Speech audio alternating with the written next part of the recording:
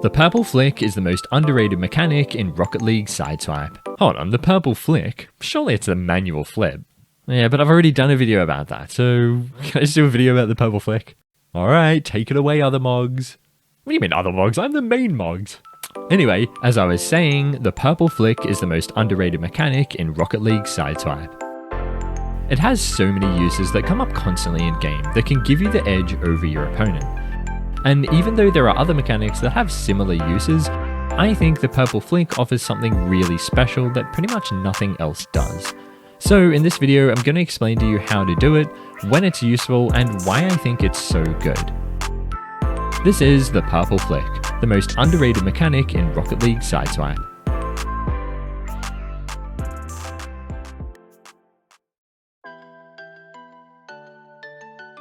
Okay, so first up and super quickly, how do you actually do the purple flick? Well, it's really simple. All you do is get the ball on top of your car, let go of joystick, jump, half air roll, and jump again. And there's your purple flick. You can do it really quickly like this, or more slowly like this. If you're on controller, I'd recommend using the half air roll button to do this, rather than the continuous air roll button. The reason being that with the half air roll button, you can do this really quick purple flick, whereas with the continuous air roll button, you can't. And if you're on touch, I'd recommend enabling the one tap air roll button, because that'll make it much easier to do.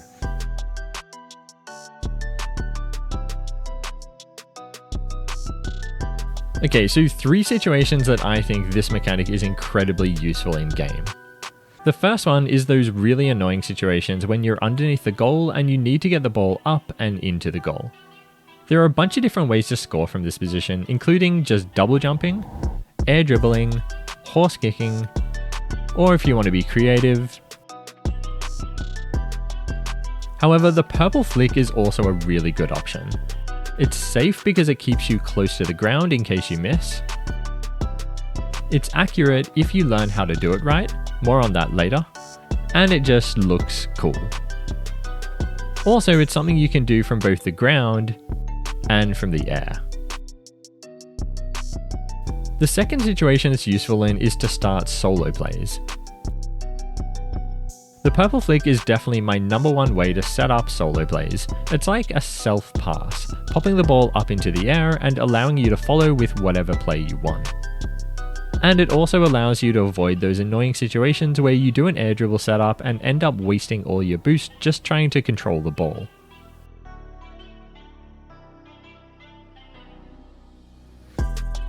And the last situation it's useful in is to pass to your teammates. This one admittedly doesn't come up all that often, however it can definitely be useful from time to time when you're low boost and you want to offload the ball to your teammate to keep the play moving. It's a great option that I find myself using sometimes in 2v2s as well as the extra modes like hoops.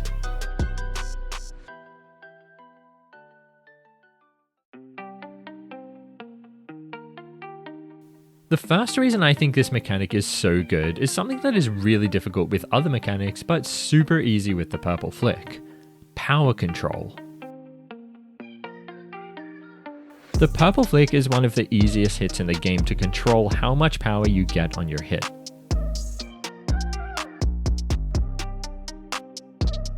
If we look at another mechanic like the red shot, although it is possible to get a light touch, pretty much every time you do it, you're getting a pretty significant amount of power on the hit. The gold shot, same deal. It's almost always a full power banger, particularly when you start from a dribble. The purple flick, however, check this out. In this situation, I only need the softest touch to get the ball into the goal. And in this one, I need a medium powered hit. Or a full powered one. Compare that to something like the horse kick, which is used in similar situations to the purple flick. As you can see, it's extremely difficult, if not impossible, to reduce the power on the shot. So the trick to controlling the power on the purple flick is to time your purple shot when the ball is either falling towards you for a low powered shot, or moving away from you for a high powered shot.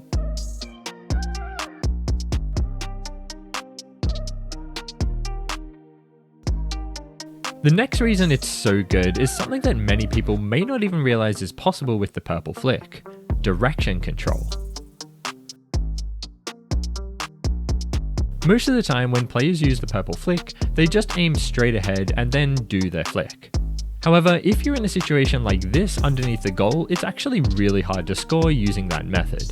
But if you instead jump, tilt your car forward, and then do the purple flick, you can easily hit the shot.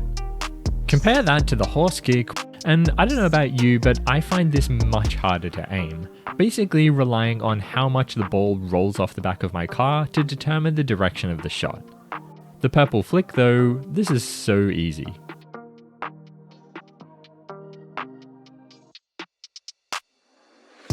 My third reason the purple flick is insane is easy fakes.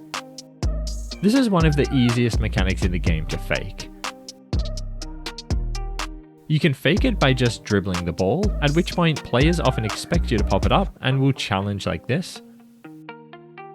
Or you can fake it by jumping, half air rolling, and then air rolling again and continuing with a different play. I think one of the reasons faking the purple flick works so well is that it looks like you're losing control of the ball.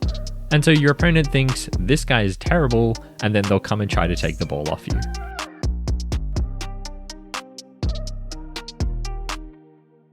And my fourth and final reason that I think this is one of the most useful mechanics in the game is stall to purple training. One thing I noticed when messing around with this mechanic is that it actually uses exactly the same sequence of inputs as the stall to purple shot. Which means if you get good at the purple flick, you're also getting good at another incredibly useful mechanic. So it's like two mechanics in one. And that's it. That's all the info I've got for you guys today on the purple flick. Let me know down in the comments if I've convinced you that it's super underrated and you've decided to add the purple flick more into your game. Or let me know if you totally disagree and you think something else is a much better, more underrated mechanic. Either way, I'd love to hear from you. And before I go, I just wanted to ask you to let me know if you want to see me cover any other games on this channel. I'm currently experimenting a little bit, trying out different video styles and trying out some different games. So if there are any new games that are coming out soon that you really want me to pick up, then let me know down in the comments. And as usual, come join the Mogz Discord server if you want to hang out with me and other Mogz viewers, and go check out my second channel if you want to see me play games live, like Rocket League, Sideswipe, and other games. And like the video if you liked it, dislike it if not, subscribe for more videos like this as well as a whole bunch of other gaming content. As always, thanks for watching, and I'll see you guys in the next video.